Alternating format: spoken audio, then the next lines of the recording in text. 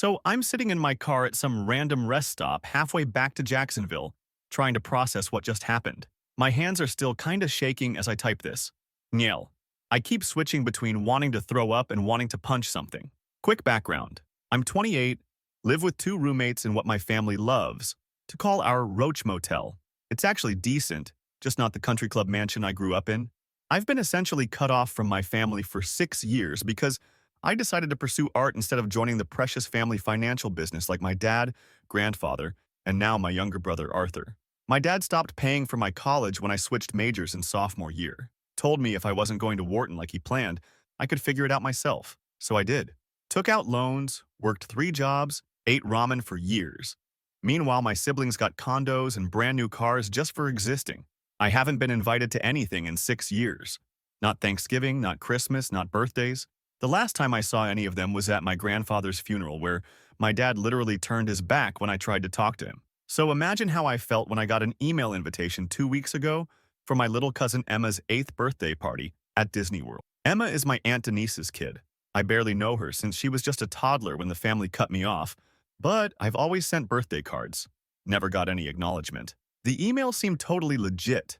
It had all the details about meeting at the Magic Kingdom entrance at 10 a.m., park reservations, even a whole itinerary of rides and character dining they had planned. I actually called my mom to confirm, and she sounded normal. She said Emma had been asking about her cousin Luke, and they'd love to have me there. I was embarrassingly excited. Like, I thought maybe after all these years they were finally reaching out. Maybe they realized family is more important than career choices. So I spent the last 2 weeks getting ready. I bought Emma this limited edition Disney Princess art set that cost almost $200, which is a lot for me. I skipped going out with friends to afford it. I even bought stupid Mickey ears online because I thought it would make Emma laugh. Got up at 4 a.m. yesterday, drove from Jacksonville to Orlando, texted my mom when I arrived and she told me they were running late, but to go ahead and check in with the reservation confirmation they'd emailed me. I walked up to the ticket window, pulled up the email on my phone, and the cast member looked confused. She typed something, called over a manager. They whispered, looking at me with this weird pity. The manager said the confirmation number wasn't valid and there was no reservation under our name. That's when I heard laughing behind me. I turned around and there was my entire family: mom, dad, sister Bella, brother Arthur, Aunt Denise, uncle, and little Emma. They were all cracking up. My mom could barely stand she was laughing so hard. She kept saying how she couldn't believe I actually drove all the way there, that the loser actually believed them. I just stood there while park guests stared at us. My dad had his phone out recording the whole thing, saying stuff about how I really thought I was part of the family, and did I see me checking in at Disney on Facebook like a desperate clown. My sister zoomed in on the gift bag in my hand, screaming about how I probably skipped meals to buy it. My brother was filming for his Instagram, making fun of my Mickey ears. Little Emma looked confused and asked who I was, and my mom told her I was nobody important, just a mistake. Then my dad shoved $40 in my pocket saying it was for gas and tolls. More than you're worth. He went on about how I'm 28 living with roommates, how they're ashamed of me, how I'm not family. They all turned and walked through the gates while I just stood there holding the stupid gift. The cast members looked mortified. I think I mumbled something like, "You'll all regret this," and walked back to my car. I sat there for like an hour before I could even drive. They planned this. They created a fake invitation, confirmed it when I called, orchestrated this whole elaborate humiliation just to hurt me.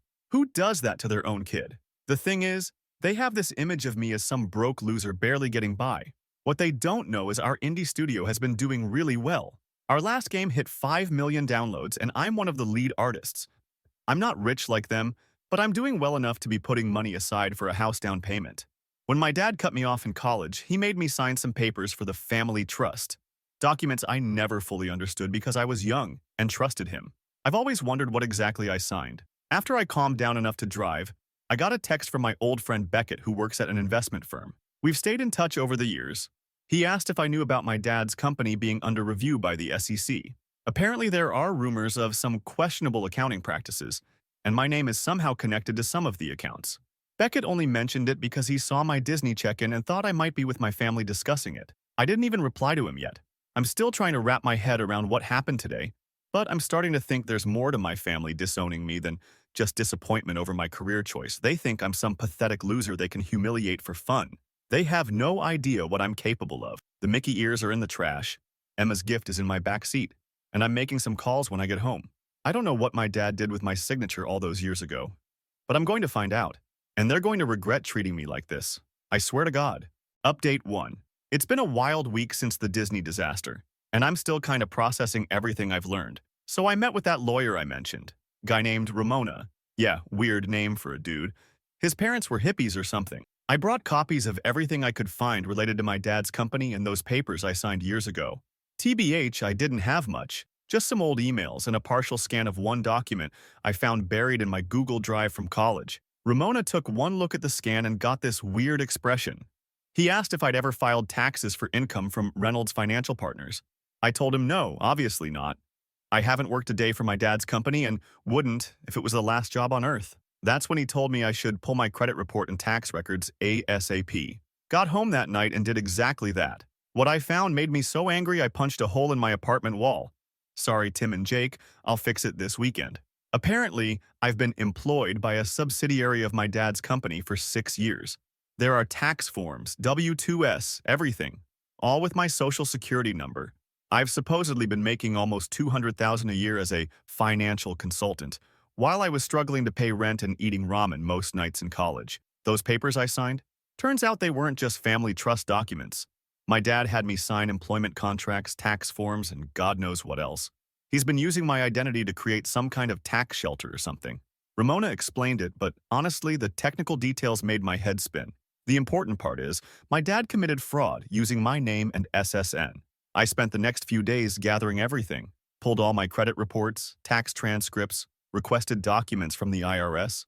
Ramona connected me with a forensic accountant friend who looked at everything and said this was serious stuff.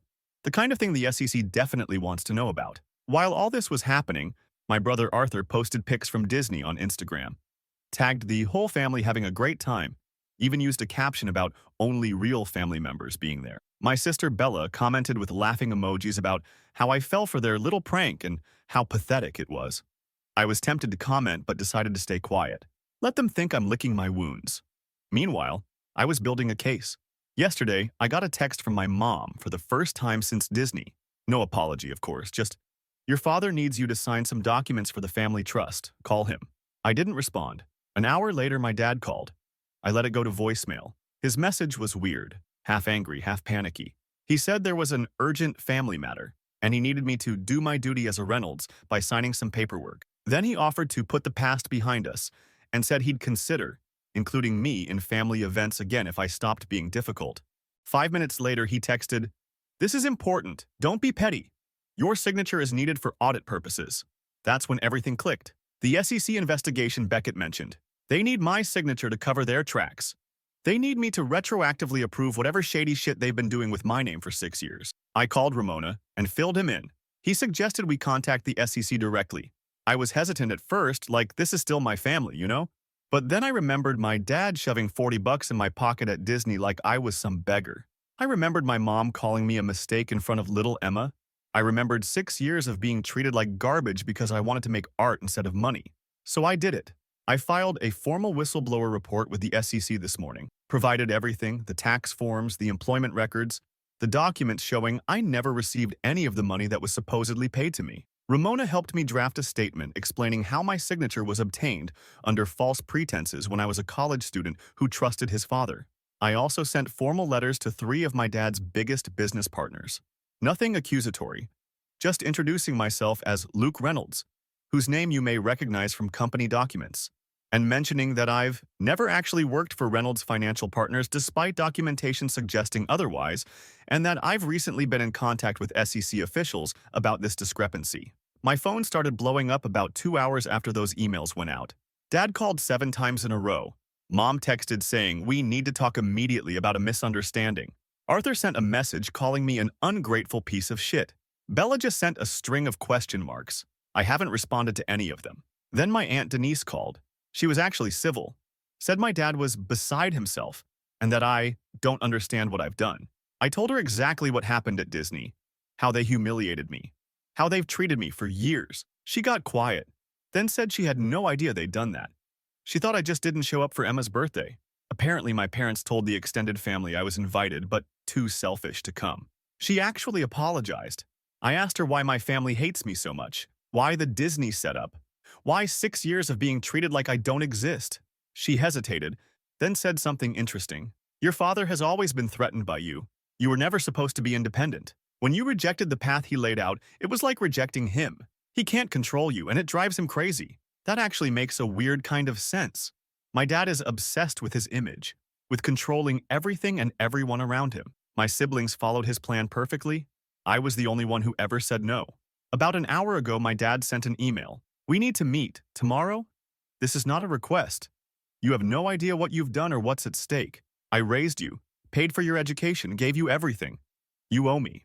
I forwarded it to Ramona. He advised me not to meet with my dad alone, but said we could set up a meeting at his office if I wanted to hear what my dad has to say. I'm not sure what I'll do yet. Part of me wants to ghost them completely. Part of me wants to watch my dad squirm as he explains himself. I do know one thing, though. I'm not backing down, and I'm not signing anything. The SEC investigator called this afternoon to set up an interview for next week. He said my report was very interesting and that they've been looking into Reynolds' financial for some time. Guess my family's about to learn that the disappointment they've been mocking for years isn't as powerless as they thought. Update 2. So it's been a little over 2 weeks since my last update, and holy shit, things have escalated faster than I expected. Not even sure where to start. I decided to meet with my dad, but on my terms. At Ramona's office with Ramona present. Dad showed up 20 minutes late, which is classic him. Always has to make an entrance and show everyone his time is more valuable. The second he walked in and saw Ramona, his face just changed, like he suddenly realized this wasn't going to go how he planned. He tried to get me to talk privately, saying this was family business and not appropriate to discuss with strangers. When I refused, he switched tactics and tried acting all fatherly, asking about my little drawing job and if I was still living in that apartment. Like we were just having a casual catch-up and he hadn't publicly humiliated me 2 weeks earlier. Ramona asked him directly about the documents with my signature and the accounts in my name. Dad's whole demeanor changed instantly. He got all red-faced and started ranting about how ungrateful I am, how he protected me financially by creating opportunities for me. When I asked why I never saw a penny of the $200,000 supposedly paid to me each year, he said it was invested on my behalf and that I wasn't mature enough to handle that kind of money. I asked him straight up, "Did you commit tax fraud using my name?" He slammed his hand on the table and started yelling about how I was betraying the family, how I had no idea what I was talking about, how the business world operates differently than my childish art fantasies. Ramona calmly pointed out that using someone's identity for financial transactions without their knowledge or consent is illegal, regardless of family relationships. Dad actually tried to lunge across the table at him. I had to physically step between them. Dad jabbed his finger in my face and said I was dead to him and would regret this for the rest of my life. That's when I told him I already regretted something, trusting him when I was younger, and that the SEC already had all the documents. His face went completely white. He grabbed his coat and stormed out, slamming the door so hard a picture fell off Ramona's wall. 2 hours later, my mom called. She was crying, saying I was destroying the family, asking how I could do this to them after everything they've done for me. I reminded her about Disney, about 6 years of being treated like garbage, about being called a mistake in front of an 8-year-old. She switched tactics immediately, saying it was just a joke and I was too sensitive. When that didn't work, she tried guilt, telling me my dad's blood pressure was through the roof, and if he had a heart attack, it would be my fault. I hung up on her. The next day, I got a call from someone named Beckett at my dad's firm, different Beckett from my friend. He said he was the compliance officer and needed to clarify some discrepancies regarding my employment. I referred him to Ramona and later found out he'd admitted the company had been filing documents with my signature without my knowledge for years. He tried to frame it as a clerical error. Yeah, right. Then things started getting weird. My brother Arthur showed up at my workplace. Just walked right into the reception area of our studio asking for me. When I came out, he tried to act all buddy-buddy, like we were close. Asked if we could grab lunch. I agreed, mostly out of curiosity. At lunch, he switched between threatening me, "You have no idea who you're messing with," and trying to bribe me. Dad said he'd buy you a condo if you just sign these corrected forms. When I refused, he actually grabbed my wrist across the table and hissed that I was fucking with people's lives. I yanked my arm away and told him those people had been fucking with my life for years. I asked him point blank, "Did you know Dad was using my name for financial schemes?" He looked away and mumbled something about family business practices and how I wouldn't understand. That told me everything I needed to know. They all knew. 2 days later, my sister Bella texted asking to meet for coffee. I ignored her. She showed up at my apartment that night, banging on the door and screaming that I was ruining everything. My roommate Jake answered. I was in the shower, and she tried to push past him into the apartment. He blocked her and told her to leave or he'd call the cops. She called him a pathetic loser just like me and stomped off. Meanwhile, the SEC investigation was moving fast. I had 2 more interviews with them, and they seemed very interested in everything I provided. Ramona says they've been building a case against my dad's company for a while, and my information was like the missing piece they needed. Last Friday, my dad's face was on the local business section of the news website. Reynolds Financial under investigation for alleged financial irregularities was the headline. The article mentioned potential misuse of employee identities and questionable tax strategies. Dad wasn't quoted, but the company spokesperson gave some BS statement about cooperating fully and confident all practices will be found compliant. That same day, I got an email from my dad's longtime business partner, a guy named Harrison, who I've known since I was a kid. He asked if we could talk privately. I agreed to a phone call, recorded with Ramona's advice. Harrison sounded tired and stressed. He said several major clients had pulled their accounts after hearing about the SEC investigation. He also revealed something interesting. Apparently, my dad had been using my consulting fees to hide money from his partners too, not just the government. Harrison asked if I'd consider signing an affidavit stating I had verbally authorized my father to use my name. I laughed and hung up. Sunday morning at like 7 a.m., my dad showed up at my apartment. He pounded on the door until I answered. When I opened it, he tried to push his way in. I blocked him with my arm and told him he wasn't welcome. He looked terrible, unshaven, rumpled clothes, bags under his eyes. He switched between begging and threatening every other sentence. Said the company was facing massive penalties, that he might lose the house, that my mom was having anxiety attacks, that I was destroying everything he'd built over 30 years. Then he grabbed my shirt and tried to pull me into the hallway. I shoved him back. Not hard, just enough to get his hands off me. He stumbled back and looked genuinely shocked that I would dare push him. Then he started screaming about how I'd assaulted him and he would press charges. My neighbors opened their doors to see what was happening. Dad finally seemed to realize he was making a scene and left, but not before warning me this wasn't over. Ramona thinks we should file for a restraining order, but honestly, I kind of want to see what they'll try next. It's like watching a master manipulator slowly realize his tactics don't work anymore. Yesterday, I got a text from my Aunt Denise. She said my parents are telling everyone I'm mentally unstable and making up lies about the family business. She doesn't believe them. She asked if her husband, who's an accountant, could look at the documents I have to better understand what's happening. I'm considering it. Denise is the only one who's been even remotely decent through all this. This morning, I got a formal letter from the SEC. They want me to testify at an upcoming hearing about Reynolds Financial. Ramona says this means they're taking the case very seriously. When I forwarded the letter to my dad, Ramona advised this as a courtesy. He called immediately, crying. Actually crying. Said if I testify, the company will collapse. Said he might face criminal charges. Said everything he did was for the family. I asked which family, the one that included me, or the one that set me up for public humiliation at Disney World. He got quiet, then whispered that he would make it right if I just declined to testify. Offered me $500,000. When I didn't immediately accept, he upped it to $1 million. I told him I'd think about it. Then, I called the SEC investigator and told him about the bribe attempt. He asked me to record any future conversations where my dad makes similar offers. So that's where things stand.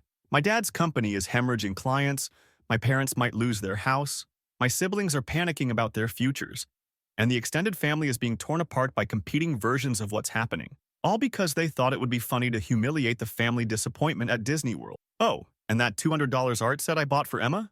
I mailed it directly to her with a simple note saying it was from her cousin Luke, who was sorry he missed her birthday. No idea if she got it or if my Aunt Denise even gave it to her, but it felt like the right thing to do. Final update.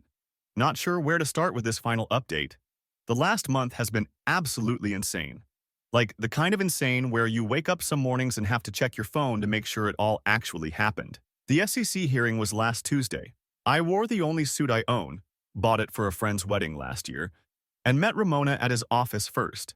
He gave me a folder with copies of all the documents we'd submitted and walked me through what to expect. When we got to the building, my stomach dropped. My entire family was waiting outside. My dad, mom, Arthur, Bella, even some of my aunts and uncles. My dad stepped forward as soon as he saw me. He looked different, not just stressed, but physically smaller somehow. His expensive suit was hanging loose like he'd lost weight. He tried to grab my arm, but Ramona stepped between us. Dad said they needed 5 minutes alone with me before the hearing. Ramona said that wasn't happening. My mom started crying, saying I was killing my father. Didn't I see what I was doing to him? Arthur just glared at me. Bella was texting furiously on her phone, probably updating her followers about the family drama. We pushed past them and went inside. The actual hearing was surprisingly boring. Lots of technical financial questions that I mostly answered with "I never authorized that" or "I've never seen these documents before today." The SEC people seemed to already know most of the answers before they asked the questions. One of them showed me tax forms with signatures that looked vaguely like mine but were obviously forged. They had bank statements showing transfers from company accounts to personal accounts under my name, then immediately to offshore accounts. They had emails between my dad and the company's CFO discussing the Luke arrangement. When it was over, a guy from the SEC pulled me aside and thanked me. Said they rarely get family members willing to testify in these kinds of cases. Called me brave. Didn't feel brave, just felt tired. My family was gone when we left the building. Thought that was weird until I got home and found my dad sitting on the steps outside my apartment, alone. No fancy car in sight. Said he'd taken an Uber. His eyes were red, and he looked like he hadn't slept in days. I almost walked past him, but he said something that made me stop. Emma got the art set. She loved it. She's been asking about me. We went to a coffee shop down the street because no way was I letting him into my apartment. He ordered a black coffee and just stared at it for a while. Then he started talking. Turns out the company has been in trouble for years. He made some bad investments back in 2016, lost a ton of money, and started the whole shell game to cover it up. Using my name was convenient because I was estranged from the family and wouldn't notice. When I refused to join the business after college, he was furious. Not just disappointed, but scared. He'd been planning to shift some of the liability to me once I was working there. He admitted the Disney thing was his idea. Said he wanted to teach me a lesson for abandoning the family. The more he talked, the more I realized my dad isn't some financial genius. He's just a scared, petty man who can't handle when things don't go his way. He finally got to the point. The SEC is filing formal charges. The company's assets are frozen. Their house is going into foreclosure. Mom is staying with my aunt.